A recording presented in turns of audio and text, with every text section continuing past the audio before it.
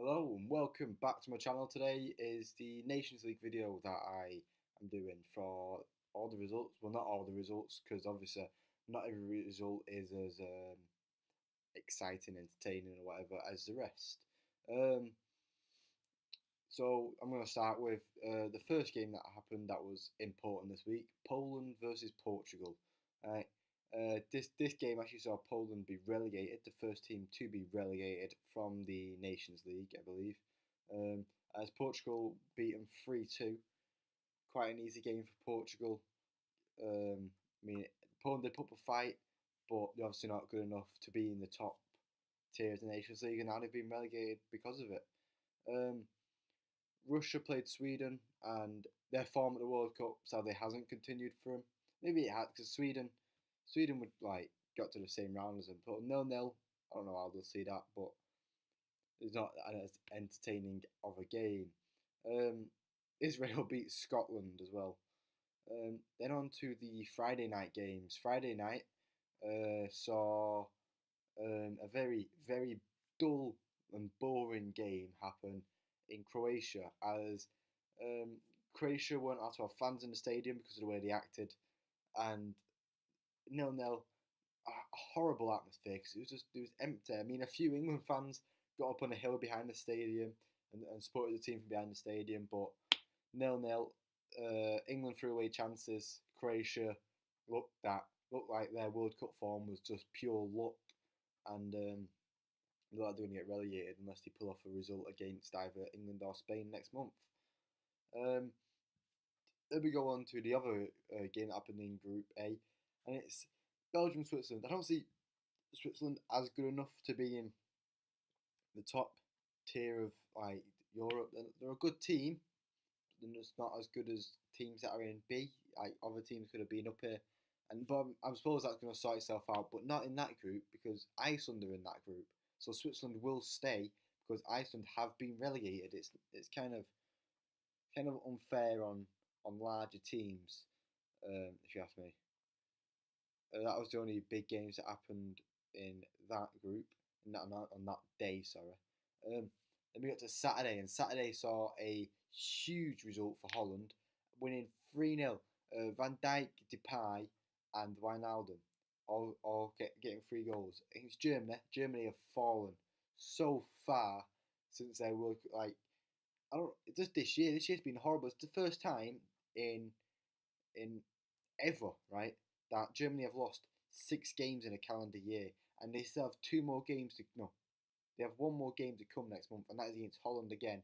So Holland, if they manage to even get a draw in Germany are in B in Nations League B. It's like it's something you think you never say. Germany getting relegated. It's Nations League adds new stuff to it. We also, but Friday saw a massive result for fans of Gibraltar. There's not many, but because it's such a small country, but there are some, and they would have been very happy to see Gibraltar win 1-0 against Armenia. They had they had never led in a game before, and thanks to a penalty, they won that game against Armenia, who have the likes of Mkhitaryan in them. It's like, well done, Gibraltar. That was the only big game that happened. They were the only like big results that happened on them. And then another loss for Poland in Poland, losing to Italy. They lost both. They had 2 games in Poland, right, back to back. This is their chance to like save themselves, but now relegated themselves. Russia also got some 2-0 win over Turkey. That would be good for them. And once again, the Nations League, it has a lot of boring games that you don't want to watch. But then it also brings off games like England versus Spain, and that was a great game. Right, we're on Monday now. England versus Spain, 3-2 to England. England leading 3-0 in the first half. Spain did make a fight back in the like late on, and my heart went when Pickford grabbed the ball and he like stumbled and then went over the line. Like the ball, he kept the ball over the line. I was like, thank God for that. But then Ramos scored late on as well.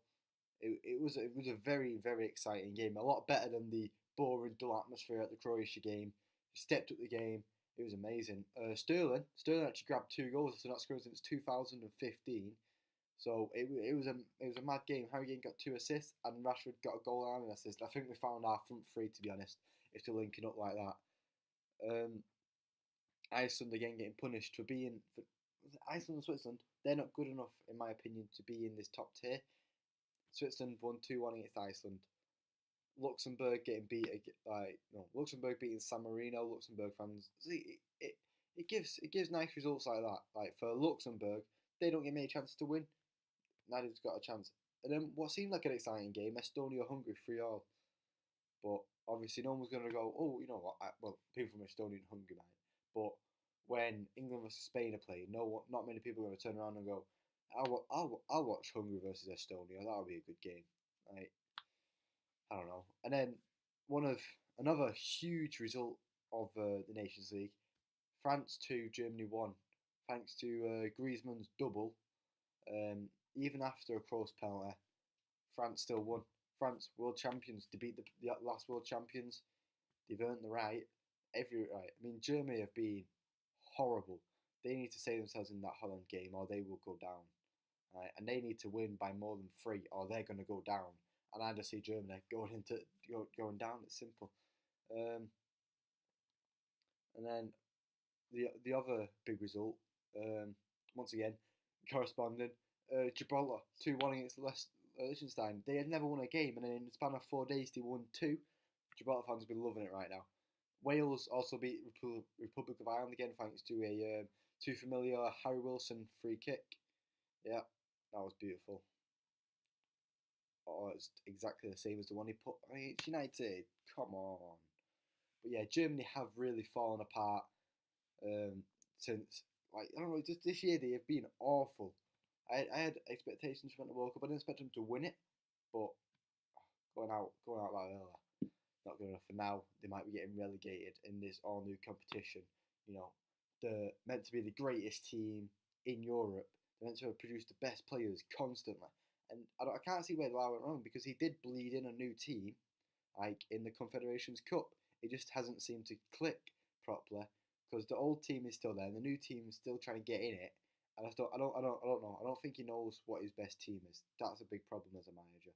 Same problem Mourinho's having at United. Then we go on to how the groups are looking. France, top of their group, they look to have won it. Unless Netherlands can pull off a shot result against Germany or France. I mean, I do hope Netherlands do get a draw against Germany, because that'd just be funny. Belgium pretty much won their group. They've got 2 games left, and they've just not got to lose to Switzerland. It's simple for them. Portugal, once again, they've just got to not lose either of their games. They can win one game and win the group. They're sorted. And they're against Poland in one of them at home after just beat them. So it's going to be quite easy for Portugal on this run now. Spain have got the challenge of England, because Croatia still have to play Spain and England. If Spain do beat Croatia in Croatia, Spain win the group. But if Spain draw it, that puts them in a tough position, because England have got the advantage over Spain if they beat Croatia at Wembley. So that group's still open, but I do think Croatia will be relegated. If England can just get a result against Croatia, a draw against Croatia, right, and Spain and Croatia don't beat Spain, England are sorted. Russia top in their group, they look to be coming up. Ukraine look to be coming up to the Group A as well, along with Bosnia, and it's going to be a tough fight between Wales and Denmark. Whilst Wales need to beat Denmark to get up, and Denmark just needs to not lose. That's simple for them. But that's all I've gone through now. I know this isn't the most enjoyable video. It is the Nations League. It's not the most entertaining competition. As I said, it's got these pretty boring games. But I do hope you enjoyed this video. And if you haven't already, I'd please like it if you subscribed. Thank you very much.